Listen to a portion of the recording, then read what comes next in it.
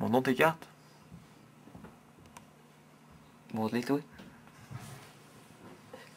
Pas de problème avec ça. Ok, pas de problème. Paire de 6. Ah, c'est bon. Ouais, c'est bon.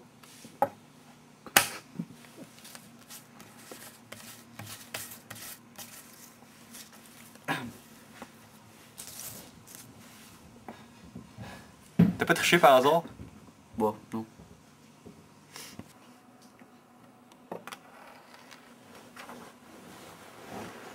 Allez, pas donc chier. C'est ça, mange donc. Mauvais pardon. Ah, vous êtes là. Pendant les premières années de la colonisation, jusqu'à la fin du 17e siècle, la vie des colons en Nouvelle-France a été marquée par de constantes contraintes. Les raids amérindiens, l'éloignement de la métropole, les conditions climatiques auxquelles il fallut s'adapter, ainsi que le commerce incertain avec la France et les Antilles.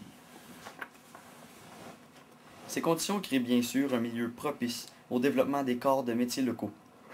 Et bientôt apparaît une petite bourgeoisie coloniale qui stimule la production de biens et de services. Au 18e siècle, la population de la Nouvelle-France vit dans une certaine aisance matérielle. D'autant plus que l'amélioration des relations commerciales avec la métropole et avec les Antilles permet l'entrée de denrées et de produits importés qui viennent s'ajouter aux produits locaux pour faciliter la vie quotidienne des colons. Mon Dieu, ça fait du bien! Bonjour. Bon travail.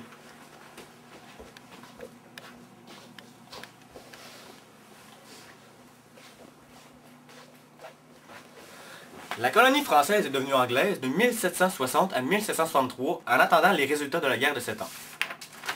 En 1759, au début du règne personnel du roi Soleil, la colonie est rattachée au domaine royal.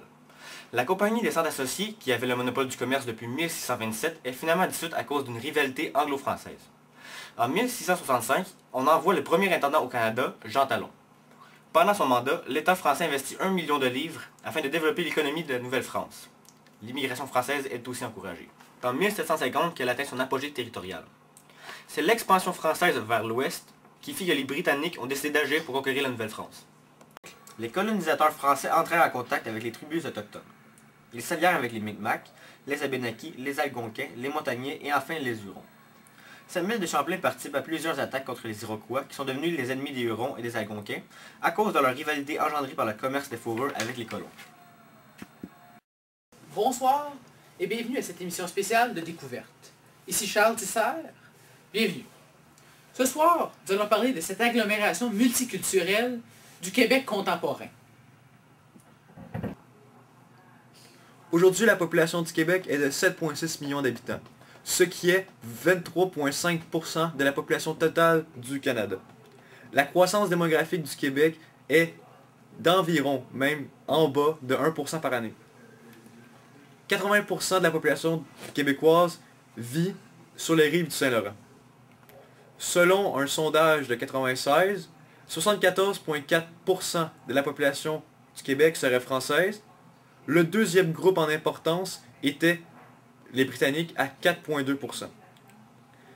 20,4% de la population représentait les groupes ethniques et de ce 20,4%, le plus important était les Italiens à 2,6%. Et pour terminer, la communauté autochtone représentait 1% de la population totale, ce qui est encore très représentatif 12 ans après, en 2008. Bonjour.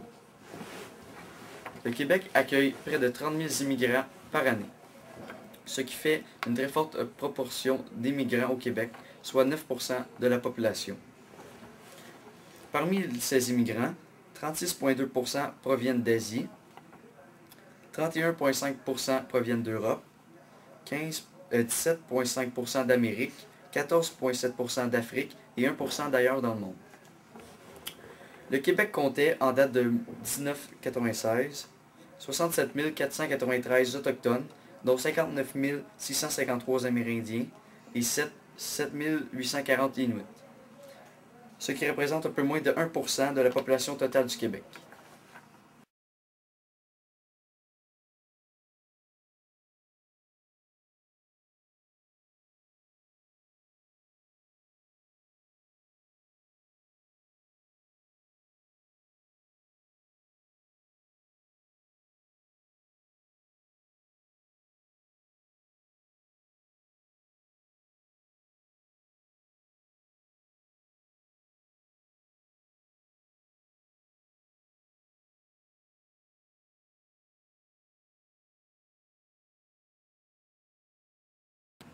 Au Québec, le français est parlé par plus de 82% de la population, suivi par l'anglais à 10%.